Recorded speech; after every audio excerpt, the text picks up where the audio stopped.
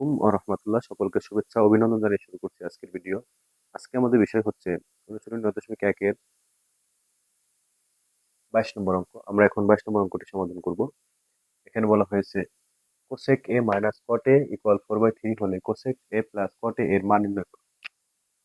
তাহলে দেওয়া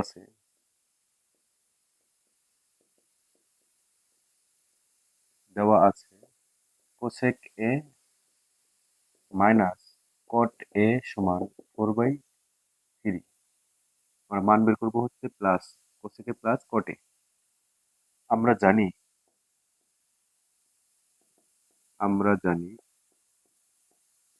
একটি সূত্র cosec square a minus cot square a সমান 1। এটা একটা সূত্র আমরা জানি। cosec square a minus cot square a সমান 1। তাহলে cosec কে আমরা দেখুন a মনে করি আর cot কে যদি b মনে করি তাহলে a square minus b square. a square minus b square সূত্রটি হচ্ছে a plus b into a minus b। তাহলে cosec a plus cot a into cosec a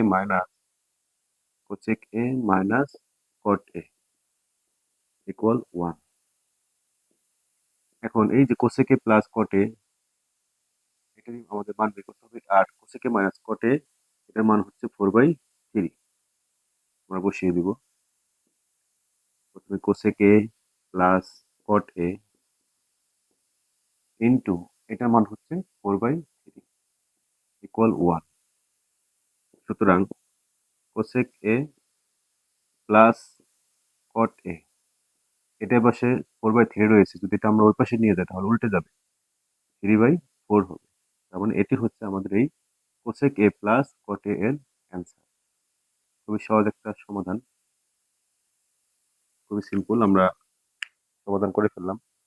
এরকম সহজ অঙ্কগুলো আমরা খুব সহজেই সমাধান করতে পারবো, একটু প্র্যাকটিস করতে হবে আমাদের। এবং সূত্রটা মনে রাখতে হবে, আমাদের এখানে একটা সূত্র রয়েছে, এটি হচ্ছে cosec square a minus cot square a equal 1। এরপর হচ্ছে বীজগণিতের আরেকটা সূত্র, এটাকে আমরা a মনে করেছি, এটাকে b মনে করছি, তাহলে a square minus b square.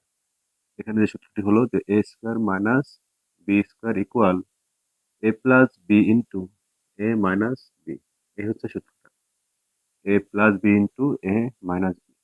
আমরা মান বসিয়ে দিলাম। এরপরে এটার মান হচ্ছে 4/3। এটা 4/3 সমান চিহ্ন বামে আছে, এটা ডান পাশে উল্টে যাবে, 3/4 হবে। আমরা 3/4 লিখলাম, এটা হচ্ছে অ্যান্সার। ধন্যবাদ জানিয়ে শেষ করছি। আসসালামু আলাইকুম ওয়া রাহমাতুল্লাহ।